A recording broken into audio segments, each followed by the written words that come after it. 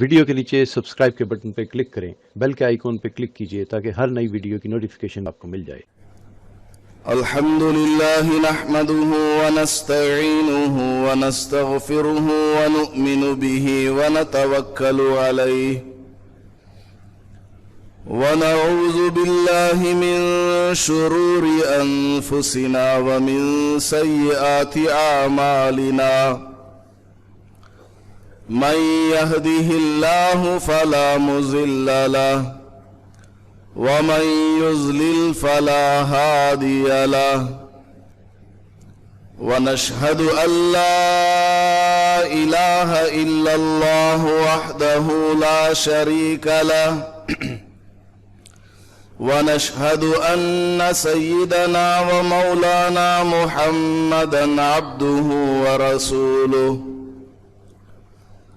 صلى الله عليه وعلى آله وأصحابه وبارك وسلم تسليما كثيرا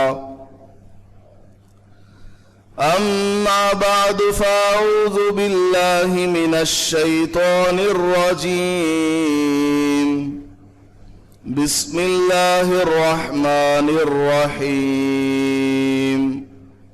وننزل من القرآن ما هو شفاء ورحمة للمؤمنين ولا يزيد الظالمين إلا خسارا بارك الله لنا ولكم في القرآن المجيد والفرقان الحميد رب اشرح لي صدري ويسر لي أمري واحلل عقدة من لساني يفقه قولي۔ معزز سامعین کرام، اللہ پاک نے ہمیں دین اسلام کو ماننے والا بنایا ہے۔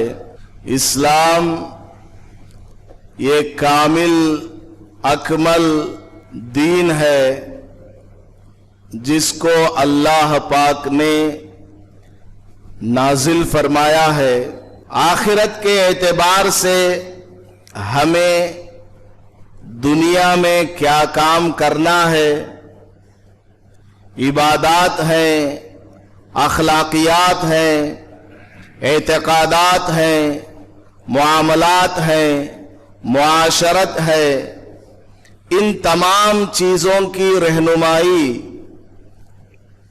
اسلام نے دی ہے کہ ہمارے عقیدے اللہ کے بارے میں، رسولوں کے بارے میں، پیغمبروں کے بارے میں، فرشتوں کے بارے میں، تقدیر کے بارے میں، موت کے بارے میں، موت کے بعد والی زندگی اور قیامت کے بارے میں کیا ہونا چاہیے، یہ اللہ پاک نے ہمیں ہدایت دی ہے۔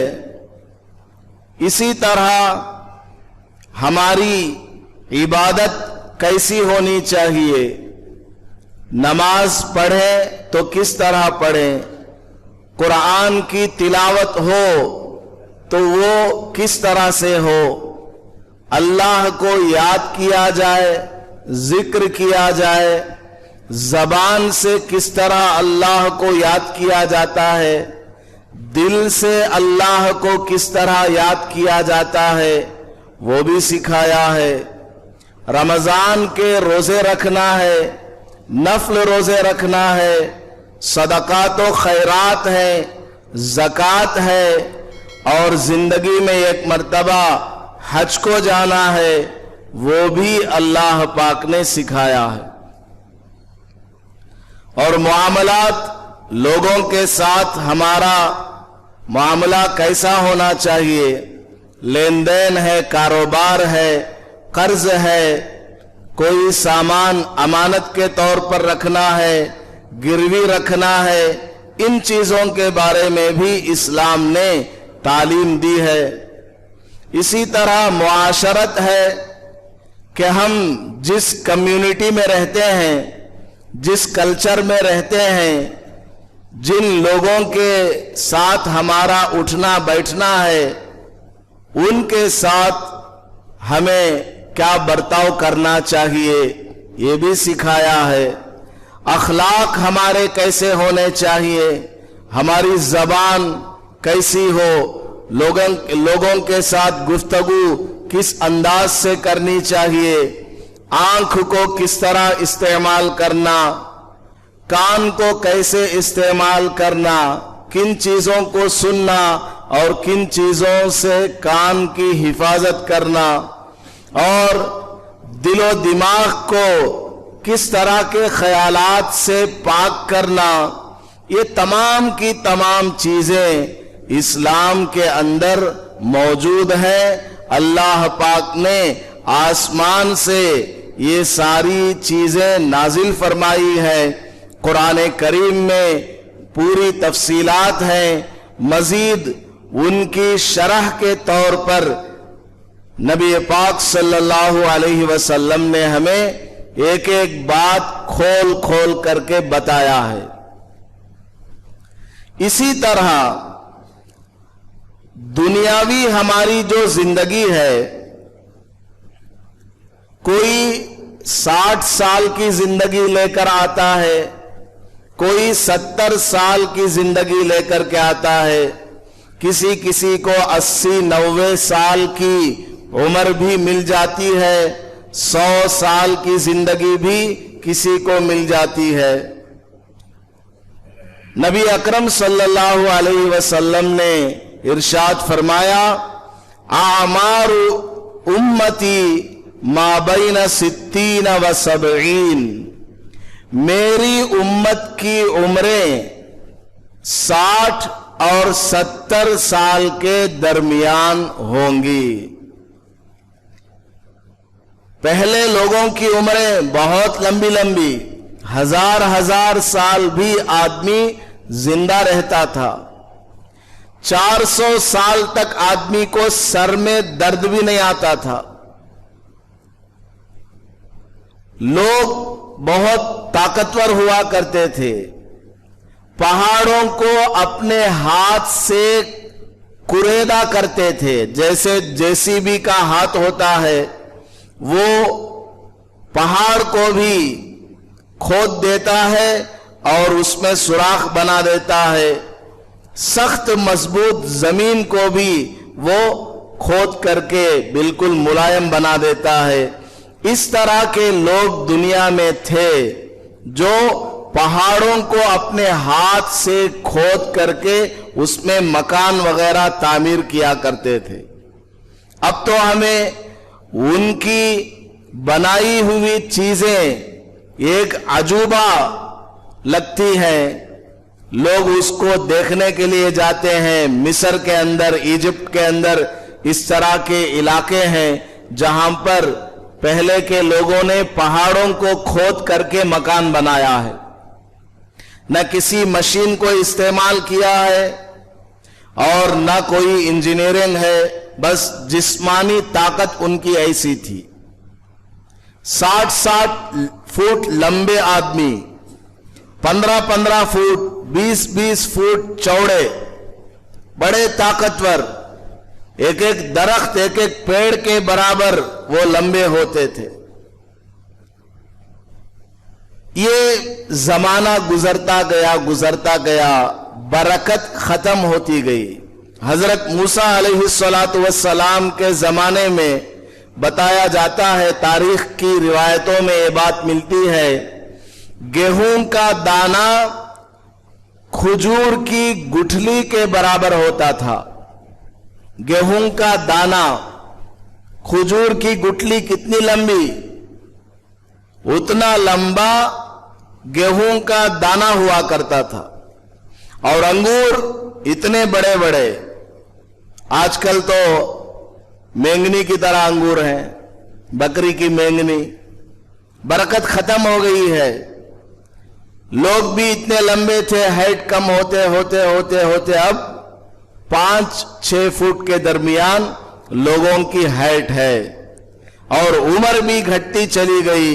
नबी पाक सल्लल्लाहु अलैहि वसल्लम ने फरमाया है, کہ میری امت کی عمریں 60 اور 70 سال کے درمیان ہوا کریں گی. کسی کو زیادہ بھی مل سکتی ہے اور کسی کو کم بھی مل سکتی ہے، لیکن ایوریج اگر دیکھا جائے، اوسط کے اعتبار سے دیکھا جائے تو 50 اور 60 کے درمیان ہی لوگ دنیا میں زندہ رہتے ہیں، اس کے بعد فوت ہو جاتے ہیں، مر جاتے ہیں.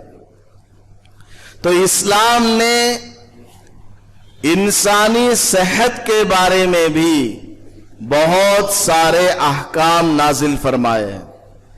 قرآن کریم کے اندر ماں کے پیٹ سے لے کر قبر میں جانے تک اشارتاً اور کسی جگہ صراحتاً، کسی جگہ اجمالاً بریفلی اور کسی جگہ ان ڈیٹیل تفصیل کے ساتھ اللہ پاک نے قرآن کریم میں ہدایات دی ہوئی ہے. انسانی صحت کیسی ہونی چاہیے، کس طرح ہونا چاہیے. ایک حدیث میں اللہ کے نبی علیہ الصلاۃ والسلام نے ارشاد فرمایا، المؤمن القوی افضل من المؤمن الضعیف. طاقتور ایمان والا یہ زیادہ فضیلت والا ہے، بہتر ہے کمزور ایمان والے سے. ایک آدمی ہے وہ بھی ایمان والا ہے، دوسرا ہے وہ بھی ایمان والا ہے، لیکن یہ جو آدمی ہے یہ طاقتور ہے، پہلوان ہے، 100 کلو کا وزن اٹھا کر پیٹھ پہ ڈال لیتا ہے، 2 کلومیٹر چل کر کے چلا جاتا ہے. اور دوسری طرف جو ہے وہ خود اپنا وزن نہیں برداشت کر سکتا، 4 قدم چل نہیں سکتا، ہمیشہ بستر پر پڑا رہتا ہے. تو اللہ کے نبی علیہ الصلاۃ والسلام نے فرمایا کہ طاقتور بنو، کمزور نہ بنو. طاقت جن چیزوں سے آتی ہے ان کو کھاؤ پیو، اور ان چیزوں کو جسم میں صحیح طریقے سے لگانے کے لیے ورزش بھی کرو. آج کل ہم لوگ کھاتے بہت زیادہ ہیں. شادیوں میں جاتے ہیں، چکن کے 50 قسم بنائے رہتے ہیں. نام آنا نا پورے گاؤں میں، پورے علاقے میں نام ہونا، شہرت ہونا کہ ہمارے بیٹے کی شادی میں یا ولیمے میں یا ہماری بچی کی شادی میں ہم نے اتنے قسم کے سالن بنائے تھے، اتنے قسم کے پکوڑے، اتنے قسم کے ڈشز ہم نے تیار کیے تھے. اب آدمی جاتا ہے، اس میں سے ذرا، اس میں سے ذرا، اس میں سے ذرا، پورا پچرنگا اچار سب ڈال کر کے ملا کر کے کھا جاتا ہے. اب وہ پیٹ میں جا کر کے طاقت نہیں دیتا، پیٹ میں جا کر کے وہ نقصان پہنچاتا ہے. نقصان کیوں پہنچاتا ہے؟ اتنا سارا کھا کر کے آیا، آ کر کے آرام سے کرسی پر بیٹھ گیا یا بستر پر کمر لگا کر کے ٹیک لگا کر کے سو گیا. اب وہ جتنا کھایا ہے اس کو معدہ ہضم نہیں کر پاتا، معدہ اس کو ہضم نہیں کر پاتا. جب وہ ہضم نہیں کر پاتا تو وہ ساری چیزیں کیا ہو جائیں گی؟ معدے کے اندر ہی رہ کر کے کچھ اور بن جائیں گے. میں ڈاکٹر تو نہیں ہوں، جو لوگ ڈاکٹر ہوں گے وہی زیادہ اس کے بارے میں ڈیٹیلز بتائیں گے. وہ اور زیادہ پیٹ کو خراب کرے گا. طاقت آنے کی بجائے کمزوری آ جاتی ہے. Depression, B P, sugar, tension اور پتہ نہیں کیا کیا بیماریاں آدمی کو لگ جاتی ہے. اور اس طرح کھاتے کھاتے، اور خود کھاتا ہے اور بچوں کو بھی کھلاتا ہے، ٹھوستا ہے کھا رہے گھر کو، اور مسالے دار چیزیں، اور آج کل تو چکن ہے، یہ جو برائلر چکن ہے، بے نسل مرغی، جس کے باپ کا کوئی ایڈریس نہیں ہے، جس کی ماں کا کوئی ایڈریس نہیں ہے، یہ مرغی بتایا جاتا ہے کہ اس مرغی کو بنانے کا مقصد ہی مسلمانوں کو کمزور اور سست بنانا ہے۔ آپ 1 کلو بکرے کا گوشت کھا لیجئے، یا آدھا کلو کھائیے، یا 100 گرام کھا لیجئے، اب دیکھیے اس دن آپ کو کیسا لگے گا۔ آپ 2-4 دن کے بعد اتنا ہی چکن کھائیے، برائلر چکن، اس دن آپ دیکھیے آپ کے جسم کو کیا محسوس ہوگا۔ آپ خود محسوس کریں گے کہ جس وقت میں نے بکرا کھایا تھا صحت تھی، کچھ طاقت تھی، جس وقت میں نے یہ کھایا تو جسم کے اندر کیا سستی، کاہلی۔ اللہ پاک نے قرآن کریم میں کن چیزوں کو کھانا ہے وہ بھی بتایا ہے، کن چیزوں کو نہیں کھانا، کون سے جانور حلال، کون سے جانور حرام، کون سے پرندے حلال، کون سے پرندے حرام، اور کون سی چیز جس کے اندر حرام کی ملاوٹ ہو تو نہیں کھانا چاہیے، اور کون سی چیز جس کے اندر حرام کی ملاوٹ نہ ہو اس کو کھانا چاہیے، یہ بھی بتایا۔ احادیث وغیرہ کی روشنی میں علماء کرام نے پوری تفصیل لکھی ہوئی ہے، کن چیزوں کو کھانے سے کیا اثر آتا ہے۔ چائنا والوں کو آپ نے دیکھا، جاپان والوں کو آپ نے دیکھا، وہ کیا کرتے ہیں؟ کنگ فو کراٹے سیکھتے رہتے ہیں۔ ماں کے پیٹ سے بچہ باہر نکلتے ہی ہا ہو کر کے نکلتا ہے۔ بچپن سے ہی کنگ فو کراٹے ان کو سکھایا جاتا ہے۔ کیوں؟ انڈیا میں کیوں نہیں سکھایا جاتا؟ انڈیا میں بھی سیکھتے ہیں لوگ لیکن کم، چائنا اور جاپان میں زیادہ۔ چائنا اور جاپان میں کنگ فو کراٹے زیادہ کیوں سیکھتے ہیں؟ سیلف ڈیفنس کے لیے سیکھتے ہیں۔ سامنے سے کوئی وار کرے تو اس کے وار سے بچنے کے لیے بچپن سے ہی سیلف ڈیفنس کے لیے کراٹے، کنگ فو، مارشل آرٹس وغیرہ سیکھتے ہیں۔ کیوں؟ کیونکہ ان کو ہمیشہ ڈر لگا رہتا ہے کہ کوئی ہمیں مارنے آئے گا، کوئی ہمیں مارنے آئے گا، مارنے آ سکتا ہے، اس لیے کراٹے سیکھتے ہیں۔ اچھا، یہ مارنے کیوں آئے گا؟ کوئی آدمی کسی کو مارنے کیوں آئے گا؟ وہ مارنے کے لیے چائنا والے، جاپان والے اس لیے آتے ہیں کہ وہ لوگ ان جانوروں کو کھاتے ہیں جن کے اندر مارنے کی صلاحیت ہے۔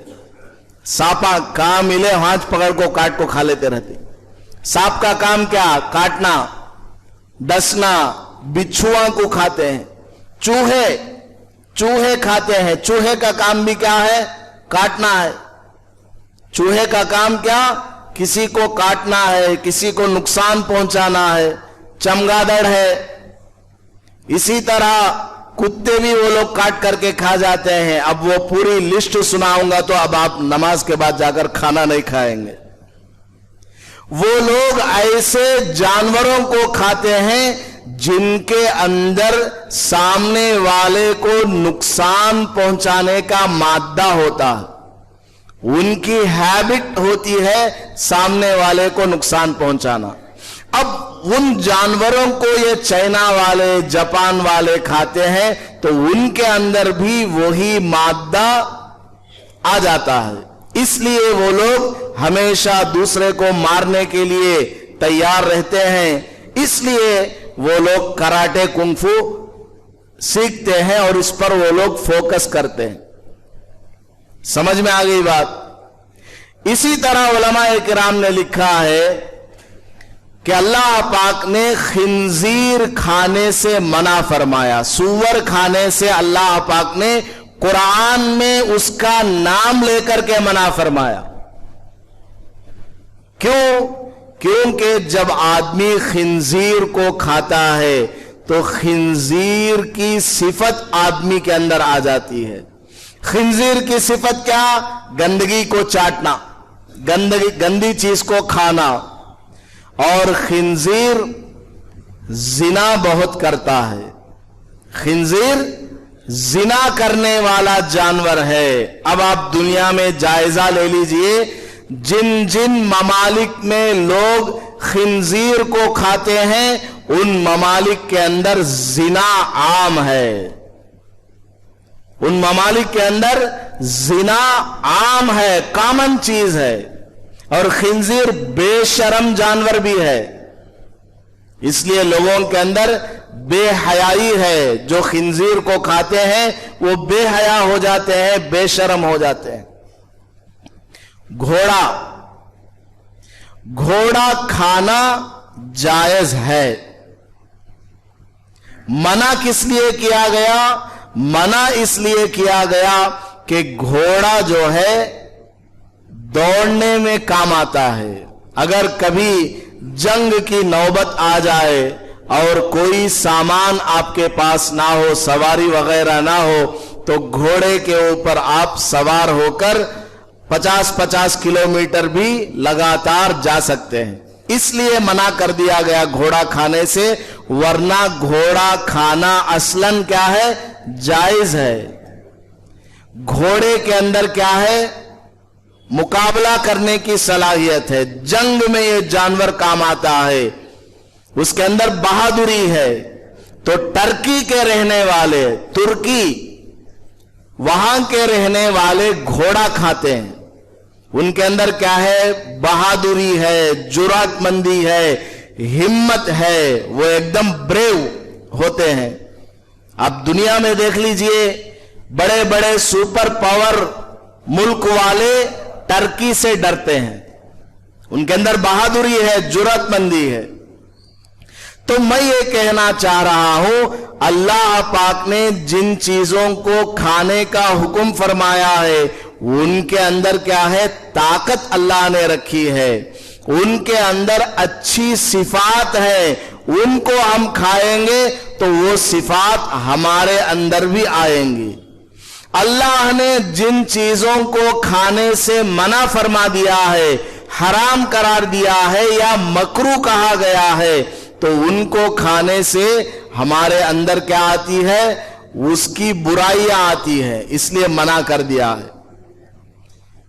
اور اللہ کے نبی علیہ الصلوۃ والسلام نے ارشاد فرمایا ہے کہ الحلال بین، حلال چیزیں بھی تمہارے سامنے واضح ہیں، یعنی قرآن میں، حدیث میں واضح طور پر بتا دیا گیا کہ کون سی چیزیں حلال ہیں۔ الحرام بین، حرام چیزوں کو بھی واضح طور پر بتا دیا گیا۔ وبینہما مشتبہات، اور حلال اور حرام کے درمیان مشتبہ چیزیں ہیں، ایسی چیزیں ہیں جو ڈاؤٹ فل ہیں، ان سے کیا کرنا چاہیے؟ اپنے آپ کو بچانا چاہیے، حرام سے بھی بچانا اور مشتبہ ڈاؤٹ والی چیزوں سے بھی اپنے آپ کو بچانا، اور صرف حلال چیزوں کو کھانا۔ اللہ پاک نے قرآن شریف میں ارشاد فرمایا، یا ایھا الرسل، اے پیغمبروں کی، رسولوں کی جماعت، سن لو، کلو من الطیبات، پاک چیزوں کو کھایا کرو، صاف ستھری چیزوں کو کھایا کرو، وَاعْمَلُوا صَالِحًا، پاک اور صاف حلال چیزوں کو کھاؤ گے تو کیا ہوگا؟ وَاعْمَلُوا صَالِحًا، نیک اعمال کرنے کی توفیق ملے گی۔ اب یہ جو مشتبہ چیزیں ہمارے درمیان ہے، کوئی کہتا ہے کول ڈرنک کے اندر الکحل ملایا ہوا ہے، کوئی سائنسدان ریسرچ کر کے بولتا ہے برائلر چکن کو جو بنایا گیا ہے وہ انجیکشن ڈال کر کے بناتے ہیں، اور حقیقت بھی ہے۔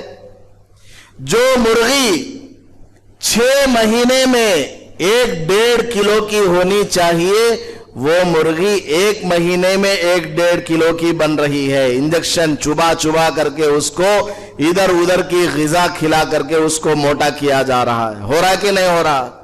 अब वो चीज हम लोग खाते हैं, हमारे नौजवान खाते हैं, तो क्या होता है, जो बच्चा 15 साल में मैच्योर होना चाहिए, बालिग होना चाहिए, वो बच्चा 10 साल में, 11 साल में, 12 साल में बालिग हो रहा है। हो रहा है कि नहीं हो रहा? बच्चियां 15 साल में जा करके बड़ी होती थी, आजकल 10-11 साल में बच्चियां बालिगा हो रही हैं। क्यों? इस तरह की चीजों को खा करके। तो अल्लाह के नबी अलैहिस्सलातु वस्सलाम ने इरशाद फरमाया, अल मुमिनुल कविय्यु अफजलु मिनल मुमिनिज़ ज़ईफ। ताकतवर ईमान वाला बेहतर है कमजोर ईमान वाले से। तो ईमान वाले को कैसा बनना चाहिए? ताकतवर बनना चाहिए। एक तो हम लोग खाते हैं सड़ी पड़ी चीजों को, और दूसरी तरफ हम वर्जिश नहीं करते, एक्सरसाइज नहीं करते हैं, कम से कम जॉगिंग, वॉकिंग, रनिंग भी नहीं करते, स्विमिंग भी नहीं करते हैं। इसलिए हम लोग क्या हो रहे हैं? कमजोर हैं, कमजोर होते जा रहे हैं। जब आदमी के बाल सफेद हो जाते हैं तो उसको क्या करना? काला रंग नहीं लगाना, क्योंकि आदमी के बाल कब सफेद होते हैं? जबकि आदमी बुढ़ापे की उम्र को पहुंच रहा हो, जब उसके बाल, देखो मेरे भी 2-3 बाल सफेद हैं। अब इनको क्या नहीं करना? काला रंग नहीं लगाना। काला रंग लगाने का मतलब क्या? ये अभी जवान है, हालांकि हकीकत में क्या है, वो बूढ़ा हो चुका, तभी तो काले सफेद बाल आ रहे हैं। तो ये धोखा है, इसलिए मना कर दिया गया कि काला रंग सफेद बालों पर मत लगाओ। हां, अगर कोई जवान है, अभी शादी नहीं हुई और बीमारी की वजह से उसके बाल सफेद हो गए हैं, उसको इजाजत है कि वो काला रंग लगाए। सहाबाए किराम जिहाद में जाते थे तो हुजूर सल्लल्लाहु अलैहि वसल्लम ने इरशाद फरमाया, जिहाद में जाने वाले सहाबा को अपने सफेद बालों में काला रंग लगाने की इजाजत है। जिहाद में जाने वाले सहाबा को, काफिरों से, दुश्मनाने इस्लाम से जंग लड़ने के लिए जाने वाले सहाबा को सफेद बालों में काला रंग लगाने की इजाजत है। अब यहां से मैं आपको पॉइंट की बात बता रहा हूं। क्या पॉइंट की बात है? सहाबा बुढ़ापे की उम्र में भी तलवार लेकर के मैदान जंग में निकलते थे।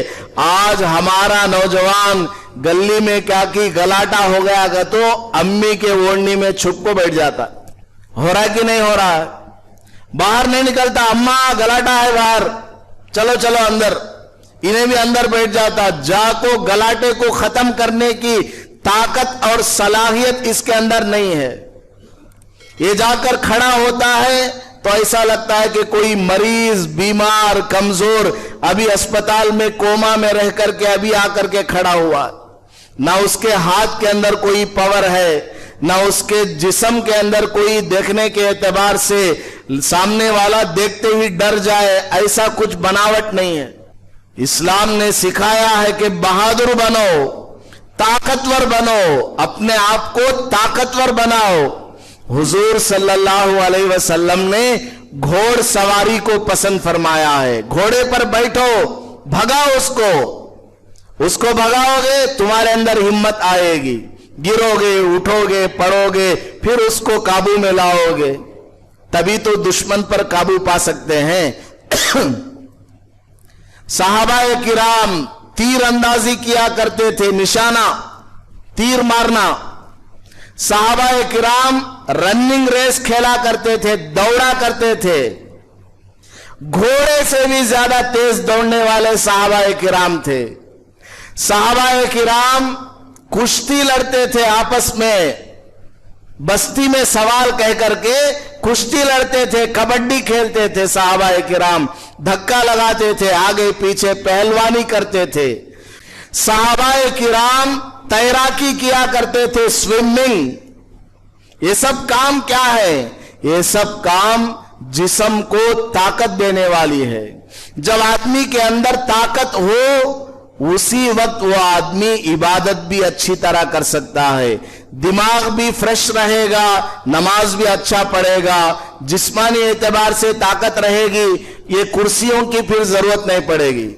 सेहतमंद रहेगा आदमी, बुढ़ापे की उम्र तक भी वो खड़े होकर नमाज पढ़ेगा, तहज्जुद पढ़ेगा। आजकल के नौजवान क्या खेलते हैं? गेम। आजकल के नौजवान कोने में बैठकर हाथों को मोड़कर, घुटनों को मोड़कर, अंधेरे में बैठ करके इस तरह मोबाइल खेलते हैं, मोबाइल से गेम खेलते हैं। क्या हो रहा है इससे?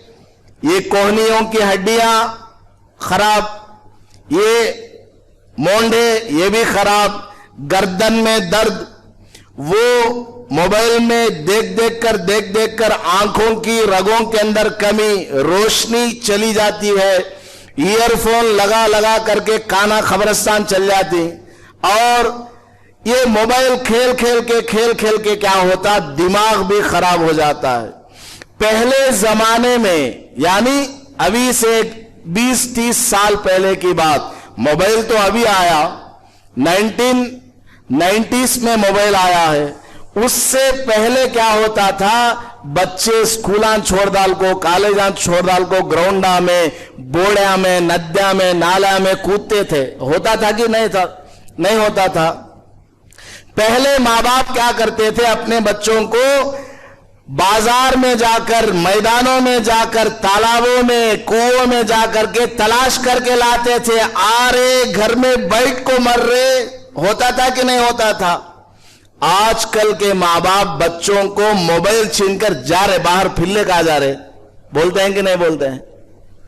पहले के माँ बाप बच्चों को बाहर से अंदर घसीट कर लाते थे। आजकल के माँ बाप मोबाइल से तंग आकर बच्चों को अंदर से बाहर भगाते हैं। जाओ बाहर क्रिकेट खेल के आओ, फुटबॉल खेल करके आओ, भागो, दौड़ लगाओ, साइकिल चलाओ। हो रहा है कि नहीं हो रहा है? बहुत कमजोर हमारे मुसलमान हो रहे हैं। और पूरे दुनिया के अंदर आप जायजा ले लीजिए, सारी दुनिया के लोग मुसलमानों को निशाना बनाए हुए। तो हम इसी तरह मोबाइल खेलते रहेंगे, बेकार की चीजें खाते रहेंगे तो ताकत आएगी क्या? नहीं। कुरान शरीफ ने फरमाया है कि ताकत वाली चीजों को खाओ और पाकीज़ा चीजों को खाओ। नेचर ने जिन चीजों को दिया है उसको खाओ और वर्जिश भी करो, सेहत भी बनाओ। फजर से पहले उठो, वॉकिंग करो। औरतों से भी कहें वो पर्दे के साथ, अपने शौहर के साथ या भाई के साथ वो भी वॉकिंग करे। घर के अंदर वो सीढ़ी अगर है, जीना है, चढ़े उतरे, औरतों की वर्जिश भी हो जाएगी। पहले की औरतें घरों के अंदर डिलीवरी होती थी, क्यों? वो पत्थर की सिल्ली चलाया करती थी, आटा पीसना है चक्की पीसा करती थी, सारे काम हाथ से, कपड़े भी हाथ से धोते हैं। अब क्या है, वॉशिंग मशीन में कपड़े डालो, मिक्सी में डाल करके सारे आटे वगैरह पीसो। कोई मेहनत का काम औरतें नहीं करती है, इस वजह से उनके जिस्म के अंदर कोई ताकत नहीं है, सारी डिलीवरीज ऑपरेशन वाली। अल मुमिनुल कविय्यु अफजलु मिनल मुमिनिज ज़ईफ। ताकतवर ईमान वाला ये ज्यादा अफजल है कमजोर ईमान वाले से। ताकत हमारे अंदर पैदा होना तो उसके लिए क्या करना, उम्दा और पाकीज़ा ग़िज़ाओं को खाना और वर्जिश करना, चलना फिरना, उठना बैठना, मेहनत वाले काम करना, एक जगह बैठे नहीं रहना है, मेहनत वाले काम करना, औरतें भी मर्द हजरात भी, और हमेशा खुद की हिफाजत के लिए तैयार रहना। ایک آدمی 10 آدمی کا مقابلہ کر سکے ایسی طاقت کو بنانا، کسی کو نقصان پہنچانے کے لیے نہیں، کسی کو مارنے کے لیے نہیں، اپنی حفاظت کے لیے، اپنے گھر والوں کی حفاظت کے لیے ایسی طاقت بنانا ضروری ہے۔ تو اس لیے سبھی حضرات اس کی طرف توجہ دیں، فکر کریں اور پاکیزہ غذاؤں کو کھائیں اور اپنے آپ کو بھی طاقتور بنائیں اور صحت مند بنائیں۔ طاقت بھی چاہیے، صحت بھی چاہیے، کمزوری نہیں ہونا چاہیے، صحت بھی ضروری ہے۔ صرف کھاتے رہیں گے طاقت کی غذائیں۔ ہمارے استاد محترم فرمایا کرتے تھے، حضرت مفتی سعید احمد صاحب پالن پوری دامت برکاتہم، ایک صاحب نے بیان میں سنا کہ شہد کے اندر شفا ہے، شہد کے اندر شفا ہے، تو وہ شہد کا باٹل گھر لے گئے، ہنی باٹل گھر لے کر کے گئے، شہد کو کھایا دودھ میں ڈال کر یا ویسے ہی ہاتھ میں ڈال کر چاٹ لیا۔ 1-2 دن میں ہی ان کو موشن شروع ہو گئے، جلاب لگ گئے۔ اب وہ آ کر حضرت سے بولے، حضرت آپ نے بیان میں کہا تھا کہ شہد کے اندر شفا ہے، تو میں نے شہد کھایا تو الٹا مجھے دست لگ گئے، موشن شروع ہو گئے۔ حضرت نے پوچھا کہ شہد تم نے کیسے کھایا؟ اس نے کہا حضرت میں باٹل گھر لے گیا تھا، 1 وارم کے اندر ہی باٹل ختم ہو گیا۔ حضرت نے فرمایا اللہ نے قرآن میں کہا ہے فیہ شفاء للناس، شہد کے اندر شفا ہے انسانوں کے لیے، فیہ شفاء للبھینس نہیں کہا ہے، بھینس کے لیے شفا ہے یہ نہیں کہا ہے۔ یہ تو نے جو شہد کو 1 وارم کے اندر ہی کھا کر کے 1 باٹل ختم کر دیا ہے، یہ انسانوں والا کام نہیں ہے، بھینس والا کام ہے۔ انسان کی طرح روزانہ 1 چمچ 2 چمچ چاٹ لے، دودھ میں ڈال کر پی لے، جب تیری صحت بنے گی۔ بھینس کی طرح 1 ہفتے میں ہی پورا شہد تو کھا لے گا اور 50 بادام روزانہ کھا لے گا، دماغ خراب ہو جائے گا۔ تو جو ترتیب ہے، جو طریقہ ہے، اس طریقے کے مطابق کھانا ہے، جب جا کر کے آدمی کی صحت بنے گی۔ تو اللہ کے نبی علیہ الصلوۃ والسلام نے ارشاد فرمایا ہے کہ طاقتور مومن بننا ہے، کمزور مومن ہرگز نہیں بننا۔ کمزور مومن اللہ کو پسند نہیں ہے، طاقتور مومن اللہ کو پسند ہے۔ طاقتور آدمی بنے گا، وہ عبادت بھی اچھی طرح کرے گا اور سیلف ڈیفنس بھی اچھی طریقے سے کر پائے گا۔ تو خلاصہ کلام یہ ہے کہ ہمیں پاک اور اچھی غذاؤں کو کھانا ہے، ڈپلیکیٹ اور نقلی چیزوں کو چھوڑ دینا ہے، چاہے کتنے ہی وہ مزیدار کیوں نہ لگیں، ڈپلیکیٹ چیزوں کو چھوڑ دینا ہے اور صفائی کا خیال رکھنا ہے۔ ہمارے نوجوان 40 دن گزر جاتے ہیں، بغل کے بال نہیں نکالتے، ناف کے بال نہیں صاف کرتے، برش نہیں کرتے۔ حضور صلی اللہ علیہ وسلم نے فرمایا روزانہ ہر نماز سے پہلے جب وضو کرو تو برش کرو۔ مسواک کرنا کوئی ضروری نہیں، برش کرنا بھی کافی ہے، برش کرو۔ کھانے سے فارغ ہونے کے بعد بھی برش کرو، کھانا کھانے سے پہلے بھی برش کرو، کیونکہ آدمی راستے میں چلتا ہے پھرتا ہے تو منہ کے اندر بیکٹیریا گھسی رہتی ہے، تو کھانے سے پہلے بھی دانتوں کو صاف کرنا، کلی کر لینا، اور کھانے کے بعد کھانے کے دانے ادھر ادھر پھنسے رہیں گے تو اس سے بھی بیکٹیریا پیدا ہوگی، برش کرنا، صاف کرنا۔ حضور صلی اللہ علیہ وسلم نے فرمایا کہ جب جمعہ وغیرہ میں آؤ تو اچھی طرح نہا دھو کر کے خوشبو عطر وغیرہ لگا کر کے آؤ، ہر ہفتے میں 1 مرتبہ ناخن کو تراشو، کم سے کم 15 دن میں 1 مرتبہ ناخن کو تراش لو۔ اگر 40 دن گزر گئے، 40 دن گزر گئے، ناف کے بال نہیں صاف کیا، بغل کے بال نہیں صاف کیا، ناخن نہیں تراشا ہے، تو پھر کیا ہوگا؟ گناہ ہوگا، گناہ ہونے لگے گا۔ اسی طرح مونچھوں کے بارے میں بھی فرمایا، بعض لوگ مونچھ اتنے لمبے رکھتے ہیں کہ وہ جب پانی پیتا ہے تو پانی کے اندر مونچھ لگ جاتے ہیں۔ मूछ के अंदर क्या है, बैक्टीरिया होती है। जब आदमी पानी पिएगा वो बैक्टीरिया भी साथ में अंदर चली जाएगी, आदमी बीमार हो जाएगा। तो सफाई का ख्याल रखना भी जरूरी है। अगर रात में नापाक हो गए तो फौरन उठ करके गुस्ल कर लेना चाहिए।